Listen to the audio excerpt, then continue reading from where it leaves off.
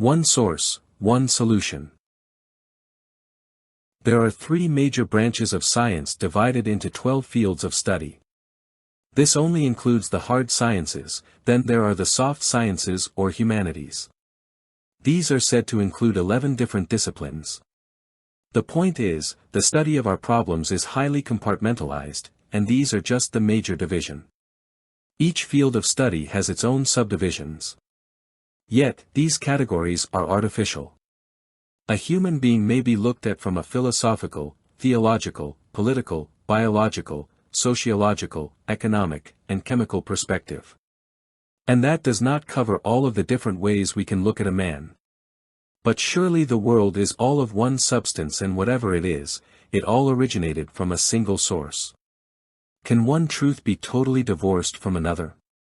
In science it is common to make a prediction and do tests to see how valid the prediction is, thereby giving validity to the propositions that gave rise to the prediction.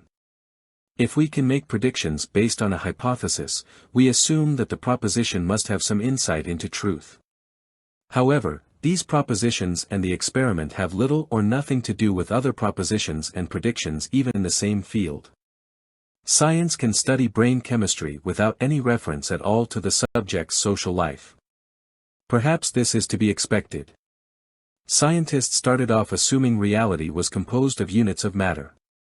The atom was thought to be little balls of particulate matter that combined in all kinds of ways to make the visible universe. But even in the early days there were 2 views of the universe. The more scientific one was that of Aristotle, who looked at reality much as a classical scientist still does. Reality in the classical view is a physical substance. It can be felt, seen, listened to, tasted, and smelled. This view is called the phenomenological understanding of reality. What we know of reality we get through the 5 senses. Later phenomenologists came to the conclusion the idea, if not absurd, led to absurd situations. If the phenomenological view was the correct one, there was no way to ascertain the truth. Part of the absurdity was that if we cannot come to an understanding of the truth, how did we establish that fact? The truth is, no matter how real the world looks, no matter how obvious it might seem that we get all our truth from our senses, the argument creates nothing but paradoxes. We cannot end our studies by saying it is absolutely truth that there is no possibility of gaining absolute truth. This might appear to be nothing more than a sarcastic joke, but it hides a stark truth. We came to the unassailable conclusion there can be no truth, if our beliefs about truth are truth. This is a logical conclusion that has no relevance to phenomenological arguments. Phenomenology argues there is no truth, yet logic tells us clearly, without any qualification, phenomenology refutes its own claims. The student has been confused by a plethora of theories about the nature of reality. When in fact, if we resort to logic and analytical thought, it is impossible for there to be less than or more than 2 realities. Interestingly, phenomenologists will deny this and claim there is only one reality possible. We may not know what this reality is or what it looks like in its natural or unobserved state. But we know the substance of reality is of all one part. All we can do as humans is observe reality and make postulates at what the observation means and how to explain it. But if there is only one reality, every facet of reality and every truth must be contained in the relativist conception. But we have already seen, the very postulation of one reality excludes a whole set of truths. In fact, the entire phenomenalist position is metaphysically incoherent. Which may not matter a lot to a group of persons who claim metaphysics itself is meaningless. But if metaphysical statements are meaningless, why don't phenomenalists and others not stop making them? Logical positivists spent a lot of years proving there was no meaning in a metaphysical statement, only to have it pointed out that their statements constituted a metaphysical claim. The very claim that metaphysics is a meaningless activity is a metaphysical argument. How can the argument make sense, if the argument relies on metaphysical statements containing meaning? But the problems does not stop there.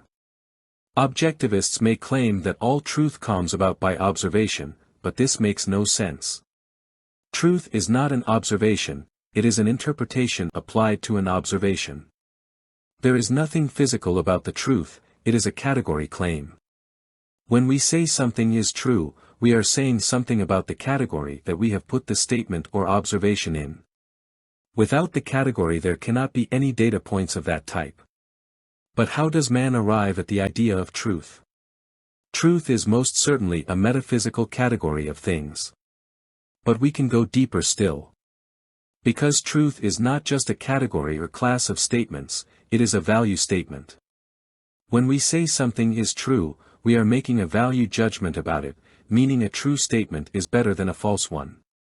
To say all factual information is a tautology, but it is also a metaphysical statement. It has nothing to do with the physical world or with observation. It is logically true by definition.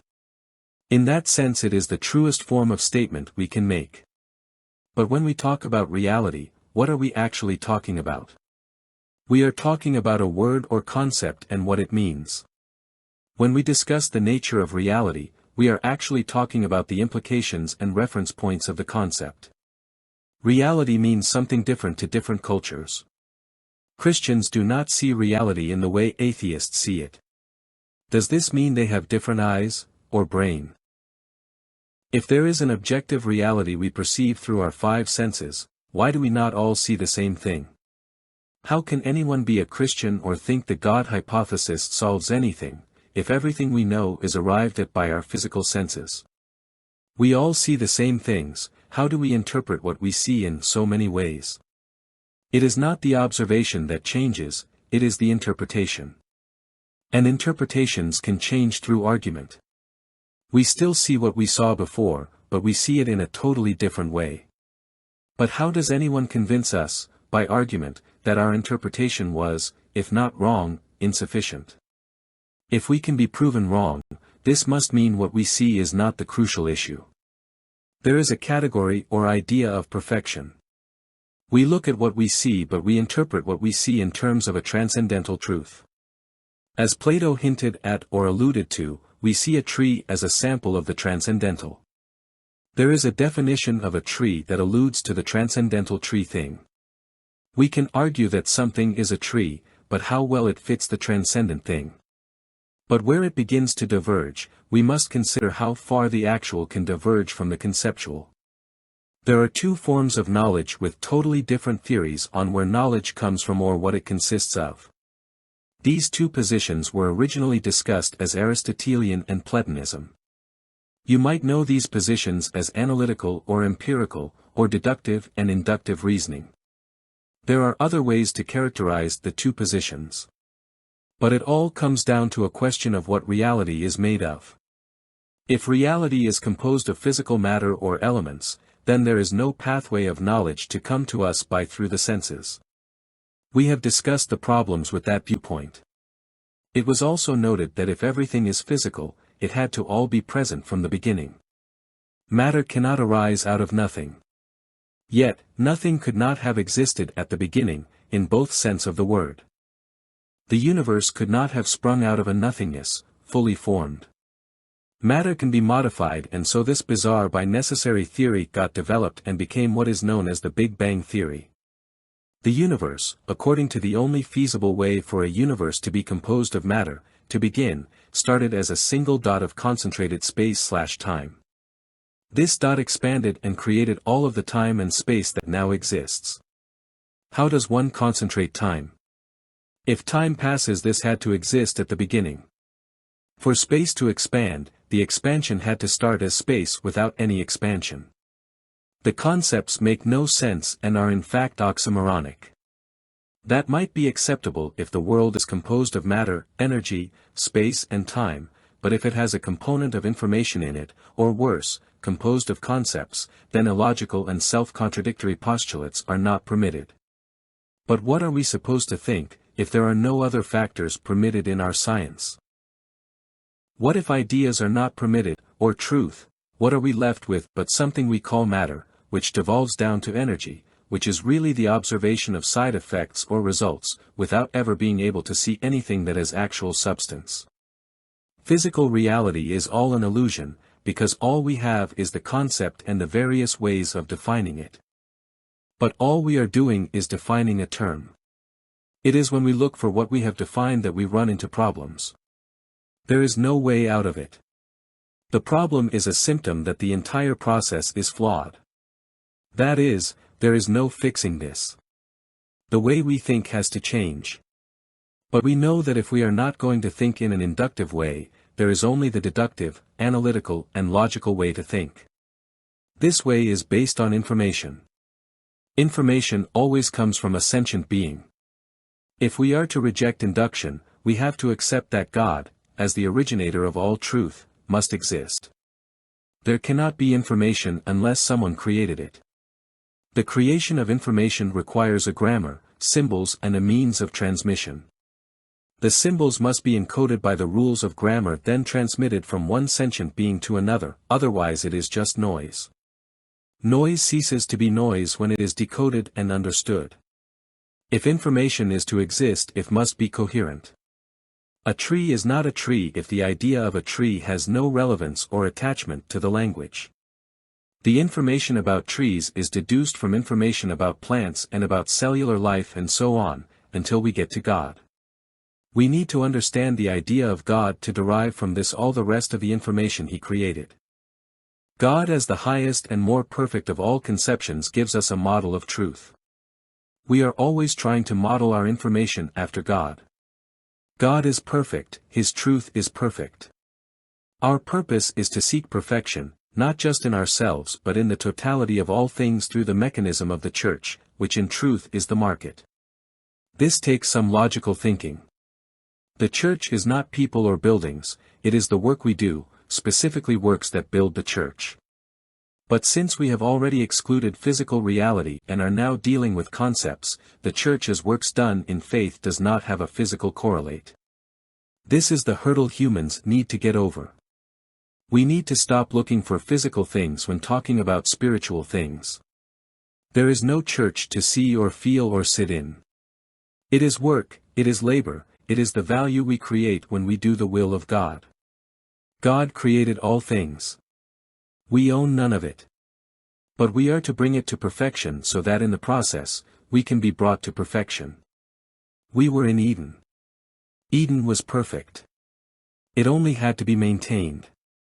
We were kicked out of Eden and told we would live by the sweat of our brows. The natural world is actually not very friendly to mankind. Apart from the water and air, everything needs some degree of processing. This can be done on the basis of individual abilities to create a subsistence culture, or we can specialize. All economic development is due to increased specialization. The more intense the specialization, the more developed the economy. However, specialization does not just happen. It takes more than several men all taking up part of the work. Many tribes have engaged in some level of specialization, yet not progress. The key unknown is the individual who is so full of faith and so devoted towards the perfection of some process, that he creates a new and better way of doing things. This will always push specialization forward.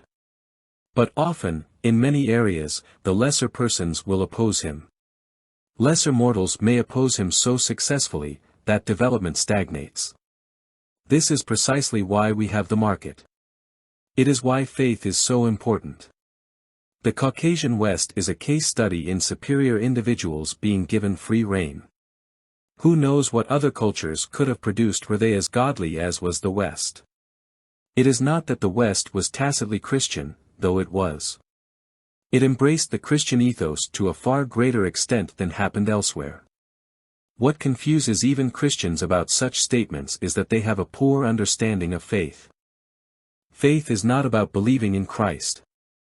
Everyone does this to some extent, no matter what they want to profess. But the important point is, that it is irrational to claim we believe in Christ, but we have no need for the church. It is the church that saves us, that marks us for salvation. Despite what many who imagine St. Peter will be waiting for them as they enter heaven. The decision is not made in heaven, it is made down here, by the church. We bind in heaven by binding on earth.